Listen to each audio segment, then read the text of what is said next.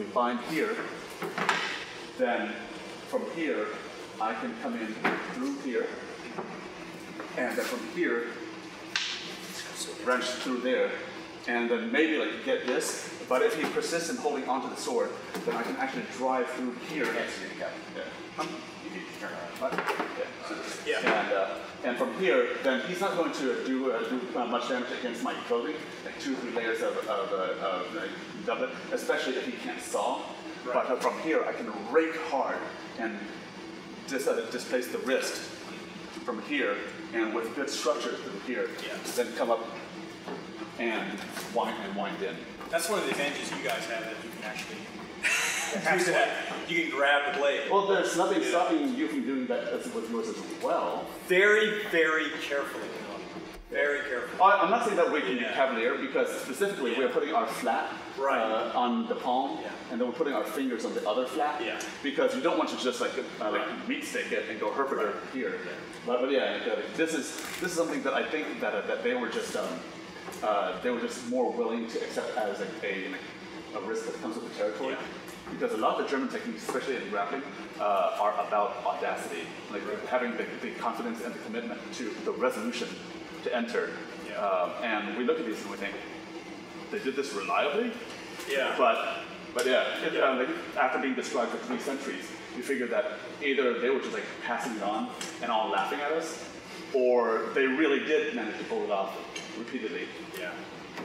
Oh, it's been fascinating with this guy doing the German great sword, and they're grappling with that, taking you backwards and hooking. Oh yeah, yeah. So with those, then my personal take is that you don't really like wrench and wrangle at the blade too much, because the Mortschlag that you're familiar with, with a hook, I think of it as a part of a transition sequence that eventually ends up abandoning the sword. So if we come in and we strike in the bind, neither of us quite wins. Boom! In that moment, I can come in here, and maybe I'll take a notch to the bone and skin, but that's not a tendon, it's not a major blood vessel, so I can live with that if I manage to skewer him through here. And then if he backs up and tries to get out and clear away, because I've shortened my range, he gets out, I say, F it! And I go to here, then this is not meant to hang on. At this point, I will just like sling it, just like throw the hammer at him. And at the moment where he goes, oh, nuts, goes to defend, then the next as he tries to sneak up, boom, to a double leg takedown. And you just like dump him on his head and shoulders on the ground, at which point the Wandel dagger comes out and he hits him right on the ground. So like it's a disposable technique. And that's just my take. Especially because like you can't easily recover from here, because you'll be like, wait a second. Okay, you go and you flip it. Well, we do have a few techniques where we'll come in and so if you attack my head, I'll come in here, again, striking with the shinogi, extra leverage, and then striking in, like that. We also have a couple where if I catch you, I come in here, and then I'll do what's called a J-cut, which is actually I'll cut here, because, like you know, what happens when you stab? It clamps, right? From the muscle tension. Right. So we create an opening to like scoop it out. And then pull it out, right. The funny thing is that is our Schussel guard.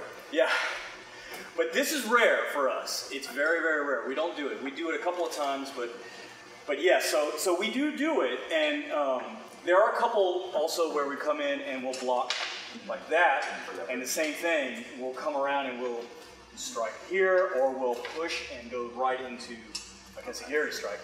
So it's there, but it's more of a. If this is what's going to save your life, great, and if not, then we'll stick to the basics.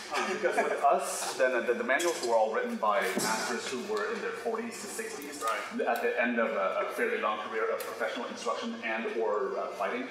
So then you end up with a lot of techniques that you figure, well, if you've done this for 30 years, you're not going to bother telling all the noobs, like all the basic primer stuff. Here's where you put your feet, here's how you hold a sword, because prior to the 1500s, none of that is described.